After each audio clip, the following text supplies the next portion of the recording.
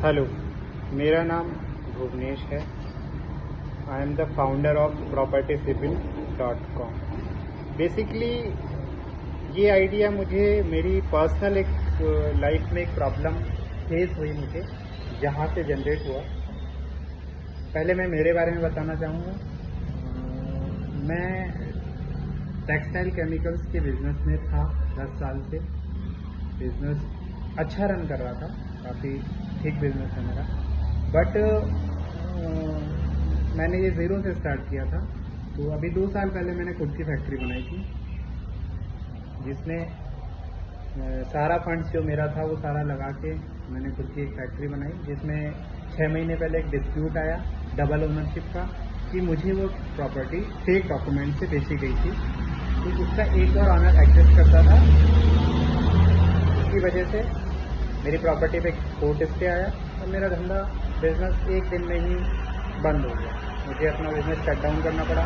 मेरी जितनी भी सेविंग्स थी उस पर मैंने अपनी लाइबिलिटीज़ लोन्स वगैरह क्लियर किए। उसके बाद मेरे पास कोई ऑप्शन नहीं था कि अब मैं करूँ क्या। 1 महीने 2 महीने के डिप्रेशन एंजाइटी के बाद मुझे एक जिद आई कि यार मेरे साथ हुआ वो किसी और के साथ नहीं होना चाहिए। तो मैंने इस प्रॉब्लम का एक सॉल्यूशन निकाला, जैसे कि अपना एक सिविल स्कोर होता है। इससे बैंक को पता लग जाता है रिस्क फैक्टर कि इस पर्सन को लोन देना चाहिए या नहीं देना चाहिए। ऐसे ही मैं आइडेंटिफाई कर रहा हूँ प्रॉपर्टी का सिविल। इसके लिए मैंने 3 फैक्टर आइडेंटिफाई किए हैं। सबसे पहला, डेवलपर की प्रोफाइल, केस हिस्ट्री, उसका गुडविल कैसी है, उसका प्रीवियस केस हिस्ट्री कैसी है, प्रेजेंट कैसे काम कर रहा है वो। And second, government land use, government का उस लैंड पे, उस लोकेशन पे क्या प्लान है। ज़मीन रोड में तो नहीं जा रही, उसका लैंड यूज वही है क्या जिस बेस पे वो बेची जा रही है। जैसे रेजिडेंशियल है तो रेजिडेंशियल है, कमर्शियल तो नहीं है, उस पर कोई और फॉरेस्ट वगैरह पार्क वगैरह तो प्रपोज नहीं है। ऐसी कुछ चीज़ें आती हैं जो प्रॉपर्टीज में होती है, बहुत सारे कॉमन लोगों के साथ है। थर्ड है, डेवलपर अच्छा है, लैंड यूज भी ठीक है, लेकिन डेवलपर डेवलपमेंट ही नहीं करता है। प्रॉपर्टी बेच के निकल जाता है, तो किसी दूसरे जो उसका करंट प्रोजेक्ट है उस पर काम कर रहा है, जो बेची हुई है उस पर काम ही नहीं कर रहा है।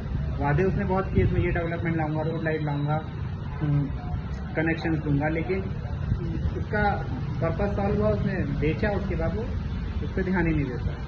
इस वजह से कस्टमर्स को बहुत सारी प्रॉब्लम फेस करनी पड़ती है। इन 3 फैक्टर्स के बेसिस पे मैं एक स्कोर जनरेट करूंगा, क्योंकि बायर्स को इनेबल करेगी कि इस प्रॉपर्टी के साथ उनको जाना चाहिए या नहीं जाना चाहिए। और जाना चाहिए तो ये चीज़ें, ये पॉइंट्स उनको ध्यान में रखने हैं। So that is my idea. और ये बहुत बड़ी प्रॉब्लम है। जैसे जैसे मैंने इस पर काम करना शुरू किया तो मुझे एड्रेस हुई कि इंडिया में साल भर में 70 लाख करोड़ का प्रॉपर्टी ट्रांजैक्शन होता है, जिसमें से 90,000 करोड़ फ्रॉड प्रॉपर्टीज में जाता है। एक लोअर मिडिल क्लास से लेके एक इन्वेस्टर तक हर आदमी इस समस्या से परेशान है और इसका कोई 1 पॉइंट सॉल्यूशन भी नहीं है। So I am providing the solution